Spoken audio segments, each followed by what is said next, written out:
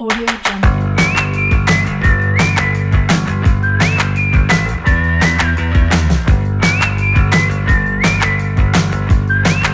Audio Jungle.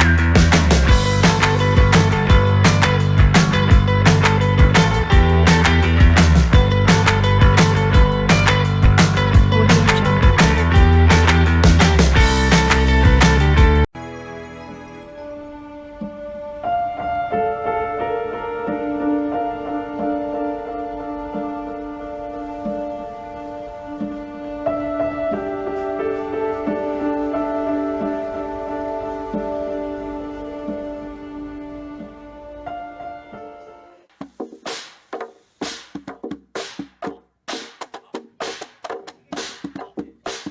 Ada banyak cara menyelami sejarah. Ari Kuntoro mempunyai tarian untuk menyingkap lapis demi lapis rahasia manusia purba di lembah luas Sangiran, Sragen, Jawa Tengah. Butuh tata kostum dan gerak khusus untuk menyajikan tari kontemporer bertajuk Tari Purba ini. Tari Purba adalah tafsir tentang kehidupan manusia purba Sangiran jutaan tahun yang lalu. Tarian ini bercerita tentang kelompok manusia purba yang tengah berinteraksi, berburu, dan meramu hasil buruan.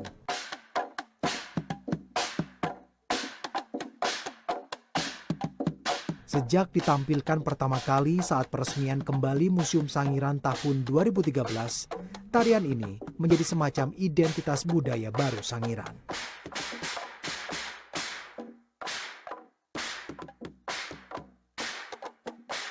Setelah itu kita mencoba menafsirkan gerak. Untuk karya purba ini kita membuat konsep yang sederhana. Artinya adegan pertama itu manusia lahir. Manusia lahir pada zaman purba itu ya seperti itu prosesnya. Ketika itu semakin dewasa mereka mencari makanan sendiri, mencari minuman sendiri, kebutuhan sendiri, masih sendiri. Setelah ini mereka mulai menyadari bahwa perkembangan yang ada saat manusia purba dibutuhkan kerjasama. Akhirnya adegan ketiga kerjasama, berkelompok nomaden, pindah ke sana mencari makanan, pindah ke sini mencari makanan, dan akhirnya itu menjadi sesuatu hal yang bagi mereka menguntungkan. Seluruh pemain kelompok tari pimpinan Ari Kuntoro ini adalah warga Sangiran, petani, pedagang, dan ibu rumah tangga. Mereka tidak memiliki pengalaman seni. Proses seleksinya dipilih oleh Institut Seni Indonesia ISI Surakarta sebagai inisiator. Butuh berbulan-bulan bagi para awam ini menguasai gerak dan musik tari purba dengan baik. Lagi pula, ini adalah seni kontemporer yang cenderung membebaskan pelakonnya bergerak sesuai karakter diri masing-masing. Untuk penari purba ini banyak yang nol, mereka dasarnya tidak mengenal seni sama sekali. Makanya ketika ada gerakan memanah atau menombak, mereka kaku. Nah, justru kekakuan ini bisa connect dengan waktu zaman purba. Jadi kita tidak bisa memaksa harus luas seperti penari. Justru kekakuan ini kita manfaatkan menjadi seperti manusia purba. Ini, dan kita tidak bisa ego harus seperti ini, tidak bisa. Mereka karena ini pembelajaran. Jadi penari kita kasih tafsir bahwa purba itu seperti ini. Contohnya memanah itu seperti ini, menombak seperti ini. Mereka sudah dewasa, ada tafsir sehingga mereka bergerak, oh purba seperti ini. Makanya karakter penari di sini berbeda-beda.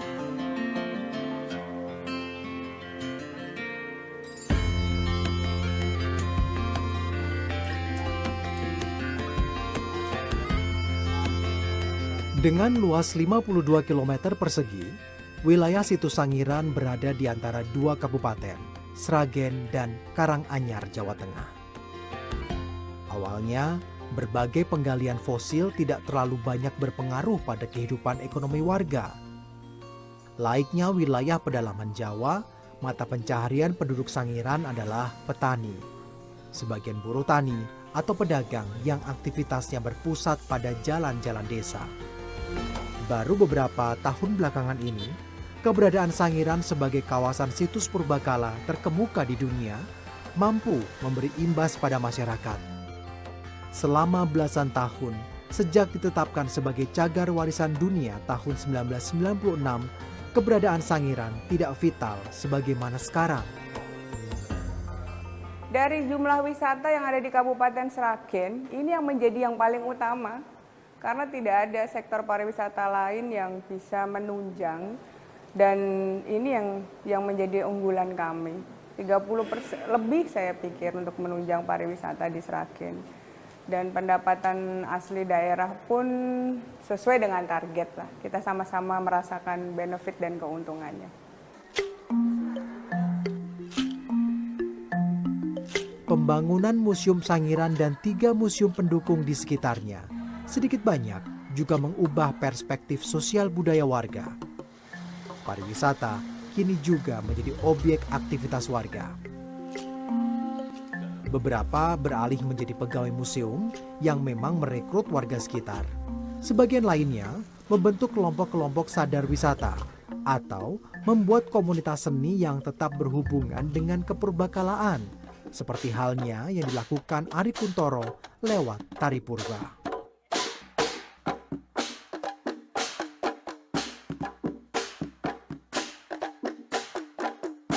Temuan-temuan tersebut semakin lama semakin banyak, dan sekarang itu manusia purba yang ditemukan di Sangiran itu hampir 120 individu, dan itu menyumbangkan 50% populasi dunia itu ditemukan di Sangiran.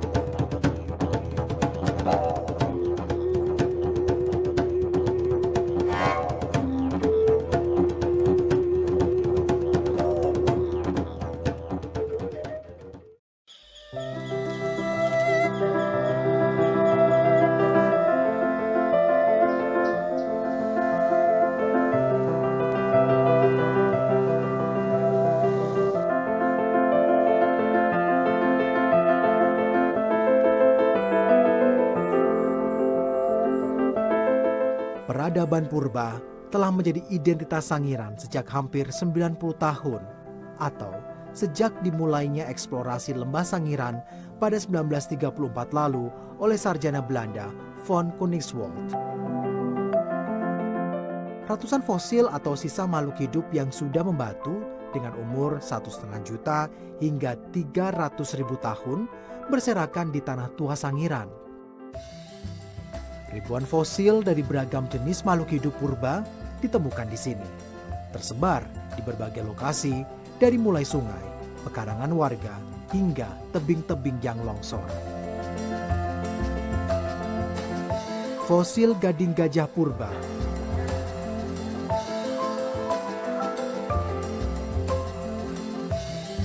atau fosil lengkap kepala kerbau.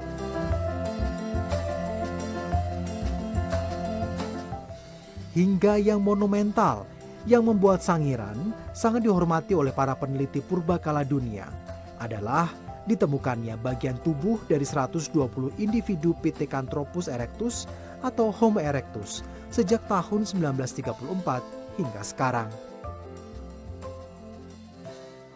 Temuan-temuan tersebut semakin lama semakin banyak, dan sekarang itu manusia purba yang ditemukan di Sangiran itu hampir 120 individu, dan itu menyumbangkan 50% populasi dunia itu ditemukan di Sangiran.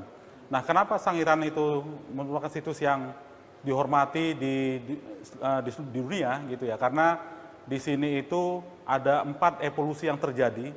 Yang pertama ada evolusi lingkungan, di mana evolusi lingkungan dimulai dari 2,4 juta tahun yang lalu sampai sekarang itu bisa dilihat secara utuh.